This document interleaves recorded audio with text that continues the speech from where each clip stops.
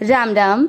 आज हम श्रीमद् भगवत गीता के अध्याय 4 ज्ञान कर्म संन्यास योग का श्लोक 9 संस्कृत उच्चारण और हिंदी अर्थ सहित समझेंगे।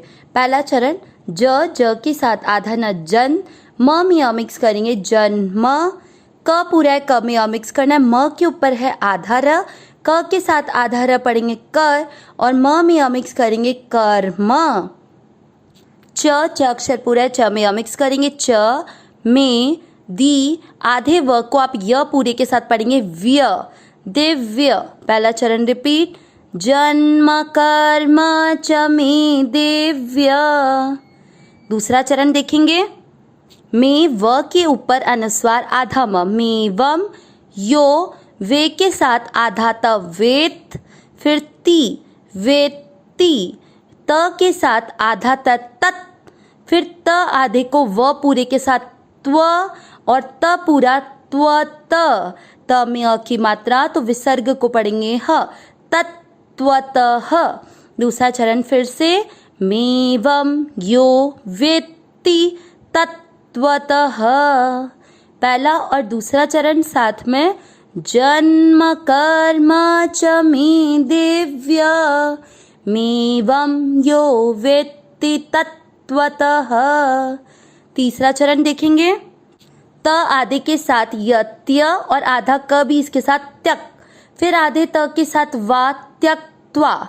देह शब्द पूरा आने के बाद ह पे अनुस्वार आधा म देहम। पुन के साथ आधा र पुनर, ज के साथ आधा न जन्म, जैसे अपन ने पहले चरण में किया जन्म पुनर्जन्म। तीसरा चरण फिर से त्यक्त्वादिहम पुनर्जन्म। चौथा चरण न पे दो मात्रा नई ती मामेती, फिर सो के बाद में है अवग्रह, आपको सो की मात्रा को लंबा खींचना सो, फिर जू के ऊपर आधा रह उसको सो को लंबा खींचते हुए बोलेंगे सोर जुन, न में अ मिक्स करेंगे सोर जुन। चौथा चरण फिर से नैति मामेति सोर्जुन। तीसरा और चौथा चरण साथ में त्यक्त्वादिहं पुनर्जन्म नैति मामेति सोर्जुन। पूरे श्लोक का उच्चारण एक साथ जन्म कर्म च मे दिव्य मेवं यो वेत्ति तत्त्वतः त्यक्त्वादिहं पुनर्जन्म नैति मामेति सोर्जुन।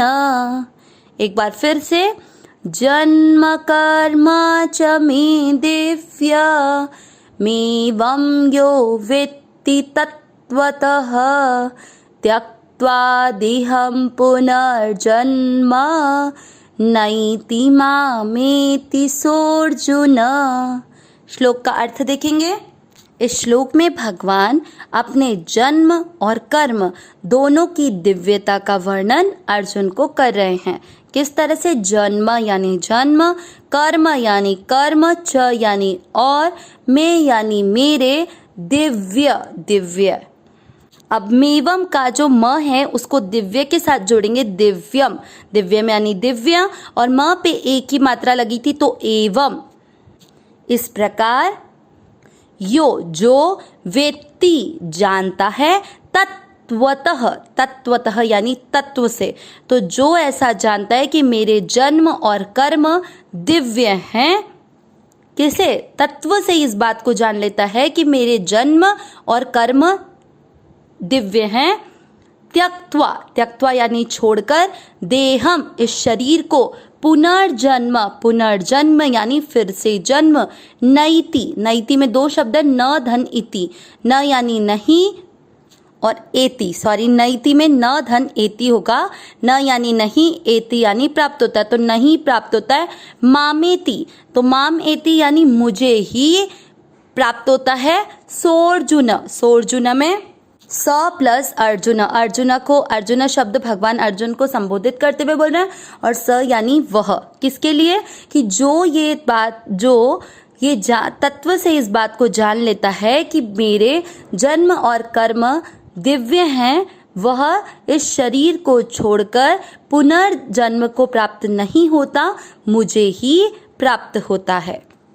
जन्म और कर्म दिव्य कहने की बात यहाँ पर ऐसे है कि भगवान बोल रहे हैं कि भगवान का जन्म हम मनुष्यों की तरह या जीव जंतुओं की तरह, पशु पक्षियों की तरह नहीं होता। भगवान को गर्भ में आने की आवश्यकता नहीं पड़ती है। भगवान अजन्मा है, अज है, मतलब भगवान को प्रकट होना है। भगवान को इस तरह से मनुष्यों की तरह अपना समय 9 महीने का गर्भ धारण करके फिर जन्म लेने की आवश्यकता नहीं है। साथ में भगवान के कर्म भी दिव्य हैं। कर्म दिव्य होने का मतलब कि भगवान के कर्म निष्काम हैं, किसी भी प्रकार से ममता आसक्ति से लिप्त नहीं है। भगवान सभी कार्य निष्काम होके करते हैं, क्योंकि भगवान के लिए कुछ पाना, कुछ करना शेष है ही नहीं। लेकिन फिर भी भगवान कर्म केवल इसलिए करते हैं कि भगवान के कर्म हम सभी के लिए एक आदर्श स्थापित करें और हम उन कर्मों के अनुसार अपने जीवन में कर्म करें। जैसे भगवान श्री राम, उनको प्रकट होने की मतलब जन्म लेने की आवश्यकता क्यों पड़ी?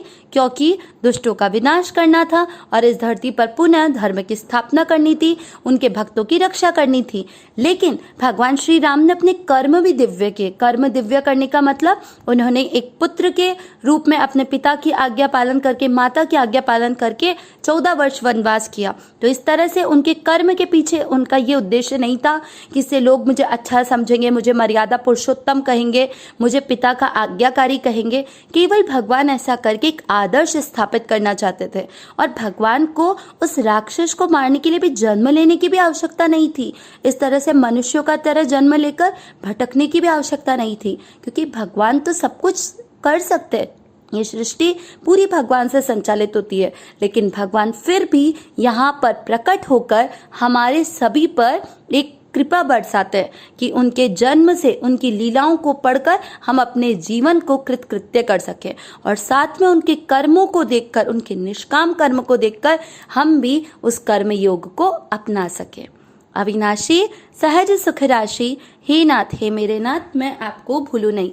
नारायण नारायण नारायण नारायण।